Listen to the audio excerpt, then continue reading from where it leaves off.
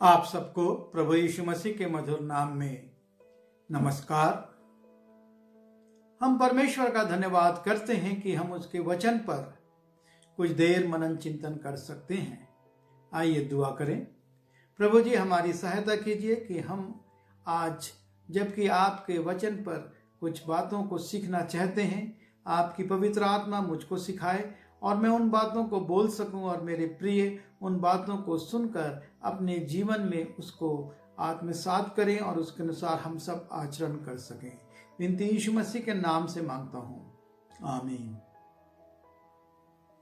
प्रियो, यदि आप इस सीरीज को लगातार देख रहे हैं तो पिछले संदेश में आपने सुना होगा कि हमने विचार किया था एक गलत विचार पर। गेहजी के हृदय में एक गलत विचार आया और उसके कारण उसके जीवन में एक भयानक पतन आ गया। और आज उसी क्रम में हम आगे बढ़ते हैं और आज हम जिस विषय पर विचार करेंगे वो है एक गलत फैसला। जब हम मरकुस रचित सुसमाचार उसके 10वें अध्याय के 17वें पद से 22वें पद में जाते हैं, वहां पर हम देखते हैं कि एक व्यक्ति है और वो व्यक्ति अच्छा संपन्न है, धनाढ्य है, अपनी दुनिया में लगा हुआ है, अच्छा जीवन व्यतीत कर रहा है, नियमानुसार चलता है। उसके बावजूद उसके मन में एक विचार आता है और ये विचार है कि मैं अनंत जीवन का अधिकारी होने के लिए क्या करूं। अर्थात उसको ये बात लगती है कि इस संसार में तो मैं कुछ समय के लिए हूं और उसके बाद मेरा जीवन समाप्त हो जाएगा, लेकिन उसके बाद क्या होगा। और इसलिए वो सोचता है कि मुझको जब इस पृथ्वी पर ये अच्छा वैभवपूर्ण जीवन मिला हुआ है तो मैं इस जीवन के बाद भी वैसे ही वैभवपूर्ण जीवन में रहूं। और ये विचार उसके मन में आता है कि मुझको अनंत जीवन का अधिकारी होने के लिए कुछ और करने की आवश्यकता है। जो मैं कर रहा हूं, जितना मैं कर रहा हूं, ये पर्याप्त नहीं है। इससे आगे मुझको बढ़ना है और इससे आगे बढ़कर मुझको अपने अनंत जीवन के अधिकारी होने के लिए प्रयास करना है, काम करना है। और तब जब उसके मन में यह विचार आता है तो वो एक निर्णय लेता है और एक सही निर्णय लेता है वो कि मैं यीशु मसीह के पास जाऊंगा और मैं यीशु मसीह से यह पूछूंगा कि मैं अनंत जीवन का अधिकारी होने के लिए क्या करूं। और वो अपने इस उत्तम विचार को लेकर यीशु मसीह की ओर जाता है। और हम ये देखते हैं कि वो इस बात की प्रतीक्षा नहीं करता कि जब यीशु मसीह किसी घर में होंगे मैं वहां जाऊंगा, या यीशु मसीह जब विश्राम कर रहे होंगे मैं तब जाकर पूछूंगा, या यीशु मसीह जब अकेले में होंगे तब मैं जाकर पूछूंगा, या रात्रि में जिस प्रकार से निकोदेमुस गया था और यीशु मसीह से पूछा था, मैं उस रीति से चला जाऊंगा। नहीं, जैसे ही उसके मन में यह विचार आया कि मैं अनंत जीवन का अधिकारी होने के लिए यीशु मसीह से सलाह लूं, वो यीशु मसीह की ओर चल देता है। और ना सिर्फ चलता है, लेकिन जब हमने मरकुस उसके 10वें अध्याय के 17वें पद से 22वें पद में जाते हैं तो लिखा है, और जब वो निकलकर मार्ग में जाता था तो एक मनुष्य उसके पास दौड़ता हुआ आया। ये मनुष्य यीशु मसीह के पास दौड़ता हुआ आ रहा है। जब हम गेहजी पर विचार कर रहे थे, गेहजी नामान के पीछे दौड़ रहा था। क्यों दौड़ रहा था? कुछ सांसारिक वस्तुओं को, कुछ चांदी और कुछ अच्छे वस्त्रों को प्राप्त करने के लिए। लेकिन यहां पर यह नौजवान एक अच्छा विचार लाता है और फिर एक अच्छे और सही व्यक्ति के पीछे दौड़ रहा है और वो यीशु मसीह है। और लिखा है कि वो उसके पास दौड़ता हुआ आया और दौड़ता हुआ आने के बाद लिखा है उसके आगे घुटने टेक कर। वो ना सिर्फ दौड़ता हुआ आता है, ना सिर्फ वो ये देखता है कि ये तो मार्ग में है, रास्ते में है, जहां पर कि ये लोगों से बातचीत कर रहा है और मैं इसके सामने जाऊंगा तो लोग क्या कहेंगे, देखेंगे। नहीं, वो यीशु मसीह के पास दौड़ता हुआ आता है और उसके सामने घुटने टेकता है। मार्ग है, धूल है।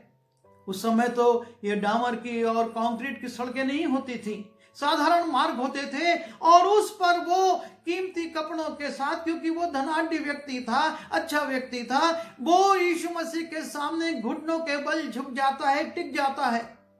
ये नहीं सोचता कि मेरे वस्त्र खराब हो जाएंगे, मेरे वस्त्र गंदे हो जाएंगे, लोग क्या कहेंगे। लेकिन उसके मन में एक सवाल है, उसके मन में एक विचार है और उसका उत्तर लेने के लिए वो यीशु मसीह के पास दौड़ता हुआ आता है, उसके सामने घुटने टेक कर उससे पूछता है।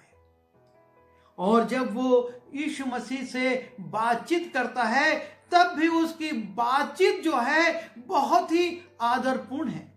वो कहता है, हे उत्तम गुरु। यीशु मसीह से वो कहता है, हे उत्तम गुरु। वो बड़े आदर के साथ, बड़े सम्मान के साथ यीशु के सामने झुककर उससे कहता है, हे उत्तम गुरु।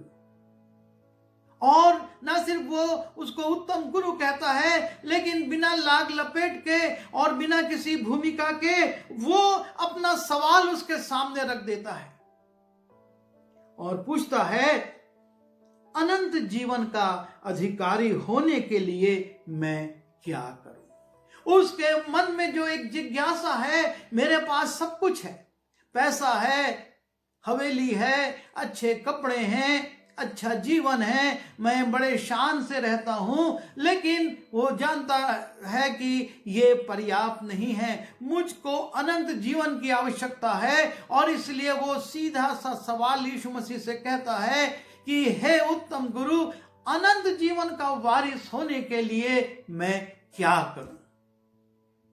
और यीशु मसीह उसको देखते हैं और यीशु मसीह उससे कहते हैं, तो मुझे क्यों उत्तम कहता है, उत्तम तो परमेश्वर है।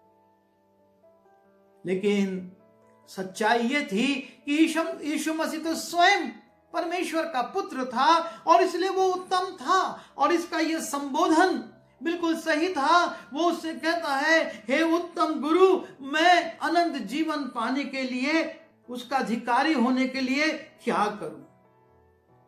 और तब यीशु मसीह उससे एक सवाल करते हैं। यीशु मसीह कहते हैं, तू आज्ञाओं को तो जानता है, क्योंकि ये जो परमेश्वर की व्यवस्था थी, ये एक प्रारंभिक चरण है जो हर एक मनुष्य के जीवन में होना जरूरी है। ये व्यवस्था समाप्त नहीं हुई है। हम इस धोखे में ना रहें कि हम व्यवस्था के अधीन नहीं हैं। यीशु मसीह ने कहा, मैं व्यवस्था को लोप करने नहीं, उसे पूरा करने आया हूं। और यीशु मसीह ने व्यवस्था को पूरा किया, यहां तक कि उसने बलिदान भी अपने जीवन को कर दिया। उसने वो फसह का बलिदान बन गया और इसलिए अब हम बलिदान से मुक्त हो गए। हमको बलिदान करने की आवश्यकता नहीं है, लेकिन व्यवस्था के अनुसार जो बातें, जो नैतिक शिक्षाएं थी, जो नैतिक आज्ञाएं थी, उनका पालन हमारे लिए जरूरी है। और अनंत जीवन पाने के लिए, अनंत जीवन में प्रवेश करने के लिए हमको जो पहला चरण है और वो है हमारा नैतिक जीवन। हम कौन सा जीवन जी रहे हैं? यदि हम हत्या कर रहे हैं और कहें कि हमको अनंत जीवन मिलेगा, तो कैसे संभव होगा? यदि हम व्यभिचार कर रहे हैं, यदि हम झूठ बोल रहे हैं, झूठी साक्षी दे रहे हैं, यदि हम लालच कर रहे हैं और हम कहें कि हमको अनंत जीवन मिलेगा, तो यह संभव नहीं है। क्योंकि परमेश्वर तो कहता है पवित्र बनो जैसा तुम्हारा बुलाने वाला पवित्र है। वो एक पवित्रता की मांग करता है और वो पवित्रता की मांग तब पूरी होती है जब हम व्यवस्था की इन 10 आज्ञाओं के अनुसार एक अच्छा और सही आचरण करते हैं। यदि हमारा आचरण इस व्यवस्था के इन नियमों के अनुसार नहीं है तो निश्चित रूप से हम में नैतिकता की कहीं कमी है और वो कमी हमको परमेश्वर के राज्य में प्रवेश करने से रोक सकती है। और इसलिए जरूरी है कि यीशु मसीह ने उससे कहा तू आज्ञाओं को तो जानता है, और तब यीशु मसीह उसको वो आज्ञाएं स्मरण कराते हैं कि हत्या ना करना, व्यभिचार ना करना, चोरी ना करना, झूठी गवाही ना देना, छल ना करना, अपने पिता और अपनी माता का आदर करना। ये प्रमुख आज्ञाएं यीशु मसीह उसको स्मरण कराते हैं। और तब ये व्यक्ति जिसके मन में ये प्रश्न है कि अनंत जीवन का अधिकारी होने के लिए मैं क्या करूं, वो यीशु मसीह से कहता है, हे गुरु, इन सब को मैं लड़कपन से मानता आया हूं। यह सत्य है कि मैं धनाढ्य हूं, यह सत्य है कि मेरे पास सारी चीजें बहुतायत से हैं, लेकिन मैंने व्यवस्था को नहीं भूला है और ये जो आज्ञाएं हैं जिनको तू कह रहा, इनको मैं लड़कपन से मानता आया हूं। इस व्यक्ति ने एक अच्छा विचार रखा, एक अच्छा जीवन जिया था। इसने ये धनी होने के बावजूद भी इसने बेईमानी, झूठ या इस प्रकार के गलत काम नहीं किए थे और यीशु मसीह से साफ कहता है कि हे गुरु, इन सब को मैं लड़कपन से मानता आया हूं। यीशु मसीह जो मनों को जांचने वाला परमेश्वर है, जो मनुष्य के बाह्य के रूप को नहीं पहले आंतरिक रूप को देखता है, वो जानता था कि ये व्यक्ति जो बोल रहा है सही बोल रहा है। इसने लड़कपन से आज्ञाओं को तो माना है, लेकिन प्रभु यीशु मसीह उसकी ओर देखकर उससे प्रेम करके कहते हैं कि यीशु ने उस पर दृष्टि करके उससे प्रेम किया, क्योंकि उसके अंदर एक पवित्रता थी, एक आज्ञाकारिता थी, और इसलिए यीशु मसीह ने उससे प्रेम किया और उससे कहा, तुझ में एक बात की घटी है, तू लड़कपन से आज्ञाओं को माना है, तेरे मन में अनंत जीवन का अधिकारी होने की जिज्ञासा है, तू उसमें प्रवेश करना चाहता है, तू मेरे पास आया है, तू मेरे सामने दीन बना है, तू मुझको आदर दे रहा है और मुझे से पूछ रहा है कि मैं अनंत जीवन का अधिकारी होने के लिए क्या करूं, तो मैं तुझको बताता हूं, तुझ में एक बात की घटी है, और जा, जो कुछ तेरा है उसे बेचकर कंगालों को दे।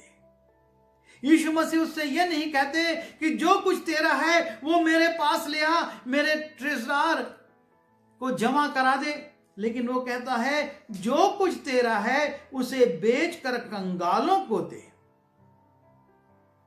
और तुझको स्वर्ग में धन मिलेगा। ये मत सोच कि तू कंगाल हो जाएगा, तुझको स्वर्ग में धन मिलेगा, क्योंकि यीशु मसीह ने कहा अपने लिए धन स्वर्ग में एकत्रित करो, जहां ना काई लगती है, ना कीड़े बिगाड़ते हैं, जहां ना चोर चोरी करता और डाकू सेंध मारता है, वहां पर जमा करो। और इसलिए यीशु मसीह कहते हैं जो कुछ तेरा है उसको जा बेच, कंगालों को दे और तुझको स्वर्ग में मिलेगा, और उसके बाद आकर मेरे पीछे हो ले। पहला चरण जो मैं आपसे कह रहा था, इस व्यक्ति ने बड़ा अच्छा व्यतीत करा। वो आज्ञाओं को मानता था और उन आज्ञाओं का उसने लड़कपन से पालन किया था, और यीशु मसीह ने उसको देखा और उससे प्रेम भी किया। अब यीशु मसीह उसको दूसरा चरण बताते हैं कि तू अपना सब कुछ छोड़। तेरे पास बहुत कुछ है इस संसार में, लेकिन इस संसार की इन चीजों को अब तू छोड़, इनको तू त्याग दे। और तब तीसरा चरण यह है कि तू मेरे पीछे हो ले। और हम देखते हैं ये जवान जब यीशु मसीह की इन बातों को सुनता है तो लिखा है उसके चेहरे पर उदासी छा गई। ये नौजवान जब यीशु मसीह से अनंत जीवन का अधिकारी होने के लिए बात करता है, यीशु मसीह उससे कहते हैं जो एक सांसारिक वैभव है, जो सांसारिक धन संपत्ति है, जो तेरा सांसारिक स्टेटस है, जो तेरे सांसारिक अधिकार हैं, जो तेरे सांसारिक बातें हैं, उनको तू छोड़। क्योंकि परमेश्वर की हमेशा से मांग है, तुमको छोड़ना होगा। उसने अब्राहम से भी कहा था कि तू अपना देश, अपना पिता का घर और अपने लोगों को छोड़ और कनान देश में चला जा। और अब्राहम ने छोड़ा और इसलिए उसने आशीष पाई और वो विश्वासियों का पिता कहलाया और परमेश्वर का मित्र कहलाया। परमेश्वर ने पतरस, यूहन्ना, याकूब से कहा ये सब छोड़ो, जाल छोड़ो और मेरे पीछे हो लो। उसने मत्ती से कहा अपने इस टैक्स कलेक्शन के गल्ले को छोड़ और मेरे पीछे हो ले। और इन्होंने छोड़ा। और यही बात यीशु मसीह इस व्यक्ति से भी कह रहे हैं, तू अपना सब कुछ छोड़ और मेरे पीछे हो ले। यदि तुझ में इस बात का विचार आया है, तुझको यह महसूस हुआ है कि मैं इस जीवन को जीते हुए अनंत जीवन का अधिकारी नहीं बन पाऊंगा, तो सच्चाई तो यह है कि तुझको यह सब छोड़ना पड़ेगा और मेरे पीछे आना पड़ेगा। और जब यीशु मसीह ने इस बात को कहा कि तू ये सब छोड़, लिखा है 22वें पद में, इस बात से उसके चेहरे पर उदासी छा गई। वो जो इतने जोश से दौड़ता हुआ आ रहा था यीशु मसीह के पास, उस धूल भरे मार्ग में खड़े झुककर उसके चरणों पर, उसके सामने घुटने टेक कर उससे दीन होकर उत्तम गुरु अनंत जीवन पाने के लिए मैं क्या करूं, ये पूछ रहा था, वो उदास हो गया इस बात से कि मुझको जो कुछ मेरा है इस पृथ्वी पर वो छोड़ने को यीशु कह रहा है। ये तो मेरा बहुत प्रिय है, मैंने आज्ञा मानी है, मैं आज्ञाओं का पालन कर रहा हूं, लेकिन इन सब चीजों के साथ रहते हुए